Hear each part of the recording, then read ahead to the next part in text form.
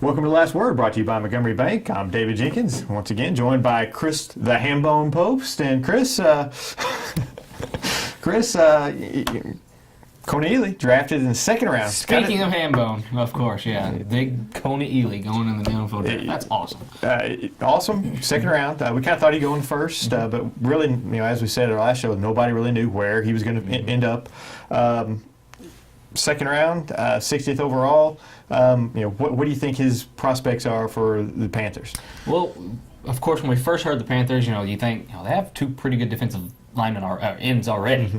But as it comes to find out, one of them is maybe in a little bit of legal trouble right now, which could definitely open a door for Kony. And hey, it happens. It doesn't matter what sport. If you're picked and you're somebody in a reserve or whatever, you have to be ready to step up. And Kony, he believes that was probably a starter. It should have went to a place where he had an opportunity to start, and this might be his chance. You're referring to Greg Hardy, I believe is his name, the defensive end who is being charged with assaulting his girlfriend and some unfortunate stuff going on there, which could, like you said, open the door for Kony. And he comes into a situation where I think both defensive ends, I believe, are free agents next year. So you think, well, he gets to play behind them for a year, kind of learn and everything, and improve, continue to improve like he did at Mizzou. Now he may be kind of thrust into a spot where he needs to perform right away. And either way, I think he has good work ethic. I think he's gonna play well. I think it's a good fit. Kind of over on the eastern part of the country over there, and I just think it's a good fit for him. Winning a playoff team, you're not going to a bottom feeder, you're going to a playoff team, so I think it's a good fit for him. Yeah, Carolina's not as bad as people kind of perceive them to be. I mean, they're not some powerhouse football team, but they're on an upswing as far as that goes for their team. So I think it's a great fit. Like you said, it probably went a little bit later than what people think, but hey. Yeah, nobody really had a consensus on where he was going, though. That's why I think everybody thought he had a great upside, but he's still kind of raw and still learning. So I think that's maybe why he fell. Kind of scratched my head a little bit when I heard a few other DNs go before him, but. Yeah, he was the fifth defensive end taken. I thought he would go in the second round early to Dallas. When Dallas traded up, I thought that might have been where, because I know they were wanting a defensive end. But, I'm happy that he's at Carolina and not with the Cowboys, just for personal. It can't beat that. Of course, I know that kid went to the Cowboys. Yeah, that's not going to make me root for the Cowboys. But we'll kind of switch from that to another happy thing. Finally, Dexter named a new basketball coach. Josh Dowdy was named. I think it's my personal opinion, it's a good hire. I've known Josh, we went to school together. He was a year younger than me in school, played Little League. I mean, I know he's definitely going to want to win. I mean, he's a competitor, and I think he's a great person for the job. He's going to be there for the long haul, and I think he's going to bring some enthusiasm that they haven't had there for a while. I think the best thing you kind of hit on is stability. He finally gives this. It's not like it hadn't been there because Nichols was there for a very long time, but he gives somebody who's going to be very excited to be there, give him stability, and also know the program. I mean, he's been in the junior high ranks as far as that goes for that. He knows the kids, and from what I can understand, they have some talent coming up, and he knows those kids, knows how to work them, knows how to know what their strengths are, what their weaknesses are. So I think it's a great fit. And before we talked, there's two leading candidates, him and Brett Hale, and we kind of said that Brett Hale might be the sexier pick, just because he is who he is, but you can't really go wrong with either of them, and I'm excited for Dexter, and hopefully this kind of spurs some excitement into the program and kind of generate more wins than they've seen in the past few years. Josh, he knows the fans at Dexter, and the fans can be rough. We're aware of that, and he knows them. He grew up there just like I did, and he knows what it takes to be a coach there, and I think that's going to benefit him in the long run. And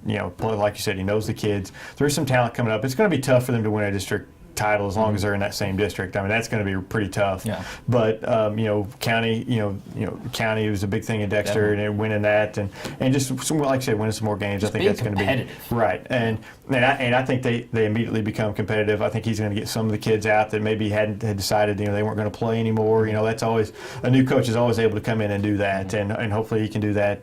You get a little bit of enthusiasm going, and I think he's going to do a great job for him. I like to believe like the kids are the same athletes are kind of the same. And from your perspective as far as Dexter athletics go, what kind of needs to be done as far as be successful basketball? What kind of I don't know, X's and O's would you like? What kind of I don't know really what I'm trying to say, but what needs to be done as far as basketball wise, as far as what the kids that they have, what. Well, you can't get up and down the floor and run. No. I don't think they're not an athletic team that can get up and down the floor and run. You've got to have you've got to play good defense. You've got to be able to play different defenses because you can't play man to man all the time. You can't play a matchup zone all the time. You've got to switch your defenses a little bit depending on who you're playing, and you just kind of got to taper your game plan toward the opponents. You can't just Sykes, they press everybody. You can't do that with Dexter because they just don't have those type of athletes where you can do that in every single game. There's going to be games where they play like a Sykes and where they're outmatched athletically, and so you're going to have to just kind of. And I think Josh is the perfect guy to do that. I think he showed when he coached at Puxco and at Advance he can coach teams that aren't as talented athletically as other teams. So I think that's what he's going to bring. He's got a good pedigree. Coach Hall was his basketball coach for years at Dexter, who coached for 30 some odd years, and he learned from him. And that's Coach Hall learned how to coach at Dexter with those type of kids. So I think he's in the right. They hired the right guy. Mm-hmm. Well, like I said, it's not. Either way, it's going to be great. I think, hope best wishes for him, and hopefully, like I said, bring a little bit more excitement, a little bit more wins to Dexter, because it's always nice when Dexter has good teams. You just want them competitive. It's always exciting. I just want them competitive and winning some of these games they should be winning, and not just getting blown out by 60, 70 points as happened this last couple of years. But we'll move on from that to something that we all love is spring baseball. It's close to my heart.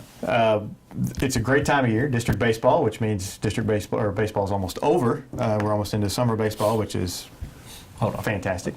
I know he's crying. You might want to zoom in here on his tears. I get emotional. But the district baseball starts this weekend. We'll kind of go through the districts and just kind of give our picks on who we think is going to win. Not that we have any clue what we're talking about, but we'll give it anyway.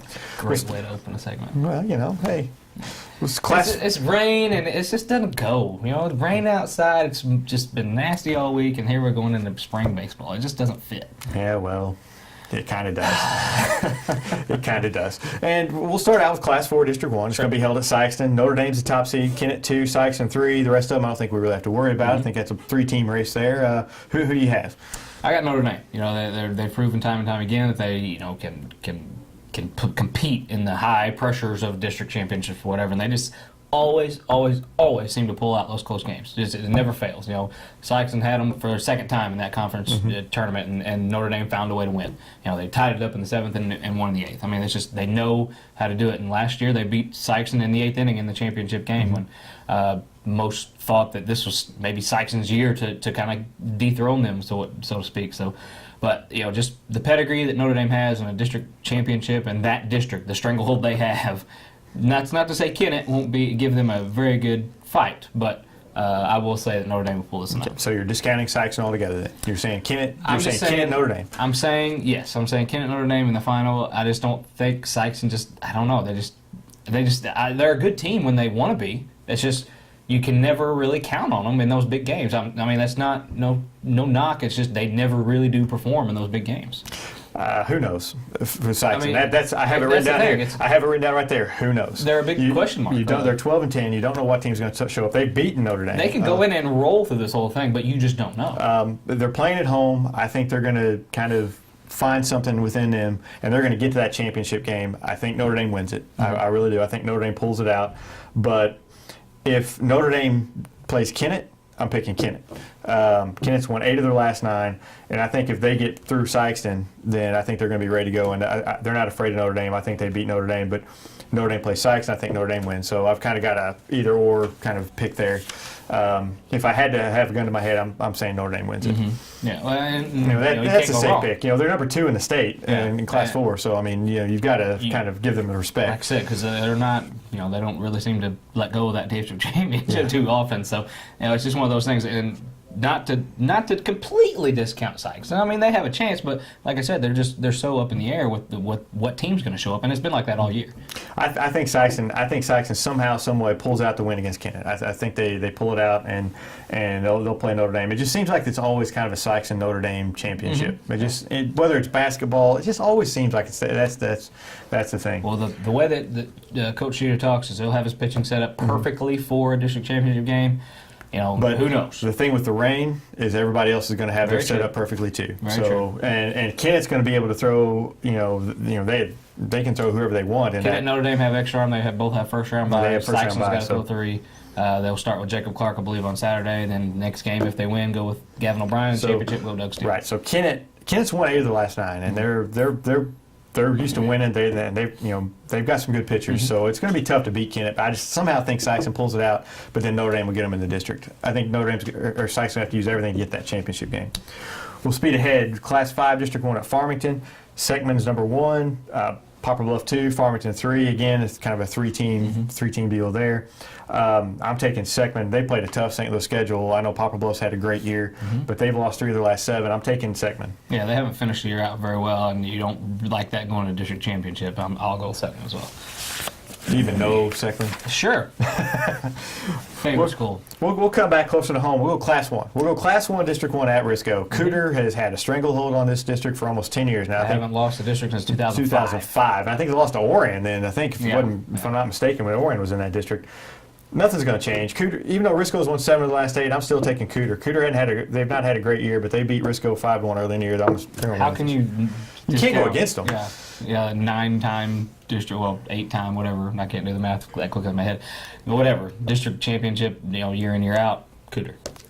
Class 1 District 2 at Orion. You got Orion, the number 1 seed. They've not had a normal Orion year, but they're still number 3 in Class 1, and then they're still going to win this district over Oak Ridge, Advance. I think they play Advance in the championship, and they beat Advance. I agree. Advance is. I'm sorry. Excuse me. Orion is just like a Cooter in that district. It's their district to lose. So we go to Class 2 District 1. Class 2 is tough around here. Class 2 District 1 at Zenith. You have Zenith and Portersville. Zenith, they're 12-9. They get the top seed. Portersville, who's ranked number 8 in Class 2, is the 2 seed. So I'm taking Portersville. Zenith beat Portersville 5-4 earlier in the year, but I'm taking Portersville in this one. Portersville's had an under the radar year. They got a senior, junior loaded team, which is always good. Won the Boot Hill Conference tournament. It's just one of those things where I think Portersville, for some reason, was seeded 2. I don't know why, but whatever. I'll take them as well. Class 2 District 3 at Bernie, which is, I think, the toughest district. You've got Chaffee, 19-2. They're number 2 in Class 2. Number 2, Greenville, they're number 9 in Class 2, 21-8. They played a ton of games. Yeah. And then you have Bernie, 17-3. They're number 6 in Class 2. I'm taking Chaffee in this one, though. Cody Payne, even though Chaffee lost to Greenville early in the year 1-0, Chaffee's winning this district. They are, if I'm not mistaken, 2-time district champion. I believe so. Okay, that's for real. Cody Payne, he'll be on the mound in the championship game if they need him. You can't go. That kid throws one hitters all the time. He's one of the best baseball players around. I'm throwing it out there right now. Chaffee's the Final Four team. I said it earlier in the year, and I'm sticking with my They'll guns. at least get to that sectional game.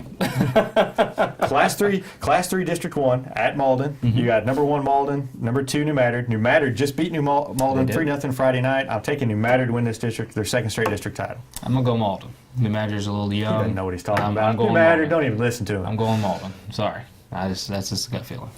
All New Madrid's got to do is get through Donovan without using Austin Goodwin, and Malden cannot hit Austin Goodwin.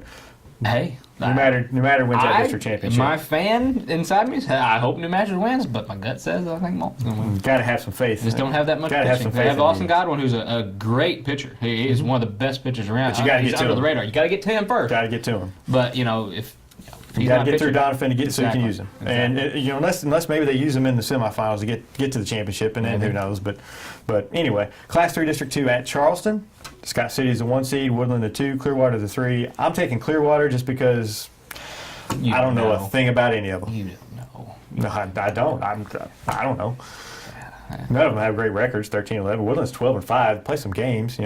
Clearwater 11-4.